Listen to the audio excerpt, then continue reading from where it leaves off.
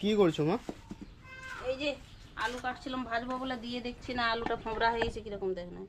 এইটাকে আমি বলি একটু তাহলে বড়া করে দেবো, তোরা মুড়ি খেয়ে নিবি না। আলু চপের মতো লাগবে পুরো। বেসন নিয়েছি, বেসন দিয়ে পেঁয়াজ মানে এই আলুটার বড়া? হ্যাঁ, এই আলুটারই বড়া। মুড়ি দিয়ে খাওয়া হবে? মুড়ি দিয়ে খাওয়া হবে। কাঁচা লঙ্কা, পেঁয়াজ, আদা, রসুন দিয়ে করে দেবো, পুরো চপের মতো লাগবে দেখ না।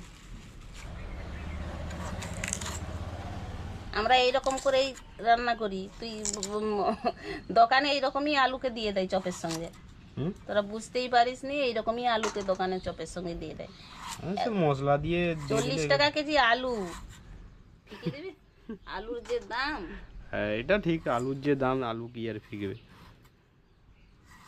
আমরা মধ্যবিত্ত ফ্যামিলি, আমাদের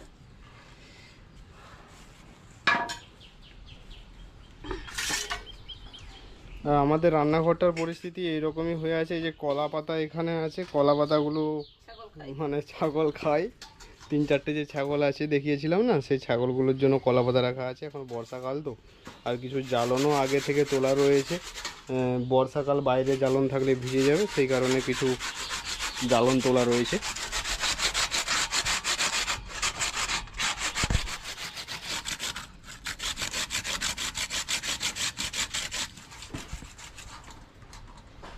যে আলুটাকে, ওই দাগি আলুটাকে মানে পচে গিয়েছিলো একটু, ওটাকে গ্রেটার করে নিয়েছি। পেঁয়াজ, হলুদ গুঁড়ো, জিরে গুঁড়ো, রসুন কুচি, আদা কুচি আর কাঁচা লঙ্কা কুচি। আমি এখানে কোনো গুঁড়ো লঙ্কা ব্যবহার করিনি, কারণ হচ্ছে বড়ার সঙ্গে ভাজা হবে, কাঁচা লঙ্কাটা দিলেই ভালো লাগবে। আর বেসন, সব কাঁচা কুচনো জিনিস দিয়ে হবে, বাটা জিনিস দিয়ে একসঙ্গে সব মাখিয়ে নেবো। মাখিয়ে নিয়ে এবারে অল্প তেল দিলেই, আমি অত বেশি ছাঁকা তেলে ভাজবো নি। ছাঁকা তেলে ভাজলেও হবে, কিন্তু আমি কম তেল দিয়ে ভেজে দেবো। এইটা নুন দিয়ে দিয়েছি না, এবারে এর থেকে একটা জল বেরোবে। এই জলটাতেই বেসন মাখানো হয়ে যাবে, আর জল দিতে হবে না। দারুণ গন্ধ বেরোচ্ছে, কিন্তু কাঁচা লঙ্কার গন্ধটা বিশেষ করে বেশ ঝাল ঝাল ঝাল ঝাল হবে না? টেস্ট খুব সুন্দর হবে। পচা আলু যে বলে বুঝতেই পারবি না। হয়ে গেছে মাখানো, এবার আমি উনুনটা ধরিয়ে এবারে ভেজে দেবো। দাঁড়া এক্ষুনি।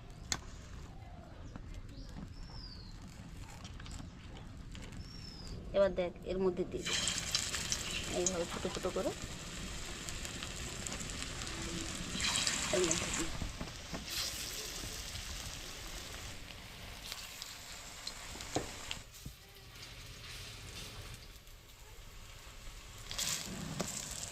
এইভাবে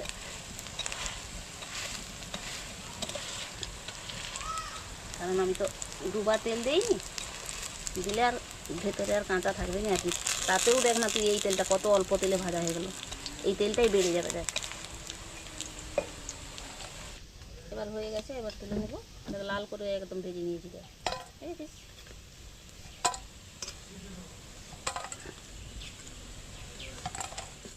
পন্নু, মুড়ি খাবে তুমি? বড়া ভাজা হয়েছে, বড়া। মুড়ি খাবে? হ্যাঁ, মুড়ি খাবে? বলে হ্যাঁ। গরম। তুই খেতে পারবি? হ্যাঁ, ওর হাতটা ধুয়ে দাও না। হাত ধোয়া আছে, ও হাত ধুয়েছিল ভাই। ওকে ভেঙে দাও, ভেঙে দাও। ও গরমটা এমনিতেই, ওর ভিতরে ভাব আছে, ওটা ভাঙলেই ভাব বেরোবে, খেতে পারবে। গরম খাবো? আচ্ছা নিয়ে নাও, খাও। বাটি দাও ওকে, একটা বাটিয়ে দাও না।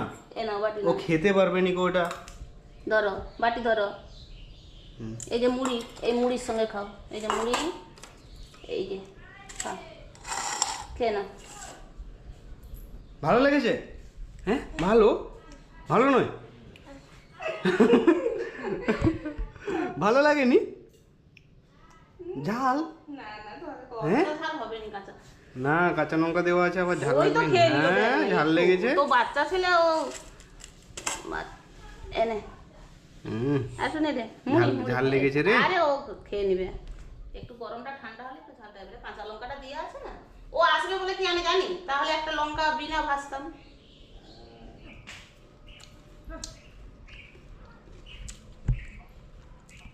ঝাল হয়েছে, ওর ক্ষেত্রে একটু বেশি। আমি তো বলছি যে ঝাল লেগেছে, খুব একটা বেশি হয়নি। টেস্ট কেমন হয়েছে বলো? টেস্টটা আমার মুখে তো ভালো লাগছে, আমি রান্না করছি। এবার তোরা খেয়ে বলবি তোদেরকে কিরকম লাগছে। আমাকে তো সবসময় তোমার রান্না ভালো লাগে। তুই বলছিলি না যে পচা আলু, তুমি এটার হচ্ছে আর রান্না করছো তো পচা আলু খাচ্ছিস কি কি খাচ্ছিস সেটা খেলেই বুঝতে পারবি। আমাদের কাছে মুড়ি ধরেছে দেখ। কেন কেন এটা মুখে দাও। তুই দিয়ে দে আর আমি তো একটু দিয়ে দে। ভেতরের আলুটা দিস না, উপরের এটাই দে না। এটা না হ্যাঁ করো। এই তো আর খুব একটা ঝাল হয়নি, গরম না খুব একটা ঝাল হয়নি, লঙ্কাটা মুখে পড়লে ঝালটা লাগবে, আর না লঙ্কাটা দিলে টেস্ট লাগতো না, কাঁচা লঙ্কাটার জন্য টেস্টটা বেশি লাগে। আর বন্ধুরা আপনাদেরকে যে বলেছিলাম না যে বাইকে একটা ফুট রেস্ট লাগাতে হবে, লাগাতে নিয়ে গেছিলাম কিন্তু লাগানো হলো না, মায়ের বাইকে চাপতে প্রচুর অসুবিধে হচ্ছে। তো সেই দিন তো ফিটিং হয়নি, তারপর বলেছিলাম না যে একটা জোগাড় করতে হবে, জোগাড় না করলে এটা ফিটিং হবে না, কারণ এটা ভার্সেন 3-র ফুট রেস্ট ছিল, আমি ভুল করে নিয়ে নিয়েছি। তো এই যে দেখুন এটা জোগাড় করেছি, জোগাড়টা যেটা হচ্ছে এখানে এটাকে ঝাল মারতে হয়েছে, তাহলে এটার মানে এখানটা অন্ধকার তো সেই কারণে আপনাদেরকে ফোনের লাইটটা জ্বালিয়ে দেখাচ্ছি। এই জায়গাটাতে ঝাল করে নিয়েছি, একদম ভালো করে ওয়েল্ডিং করা রয়েছে। আর এই যে এটা দুটো পাতকে এটা হচ্ছে মানে কানা করে নাট দিয়ে এই পেছন দিক থেকে একদম নাট দিয়ে আটানো রয়েছে, মানে বাইকের সঙ্গে কোনো অ্যাটাচ নেই, এটা যে কোনো সময় এখানের একটা নাট আর এই জায়গার একটা নাট, এই দুটো নাট কিন্তু খুলে দিলেই এই ফুট রেস্টটা বেরিয়ে চলে আসবে। বাইকের সঙ্গে কোনো ঝাল মারা নেই, কারণ বাইকের সঙ্গে ঝাল মারলে বাইকের শোটাও খারাপ হয়ে যাবে, আর পরবর্তীকালে আমি যদি এটাকে খুলে সরাতে চাই আমি কিন্তু সরাতে পারবো না। তো আজকের ভিডিওটা এখানেই শেষ করছি, দেখা হচ্ছে পরবর্তী আর একটা ভিডিওতে। ততক্ষণ আপনারা ভালো থাকবেন, সুস্থ থাকবেন, ধন্যবাদ।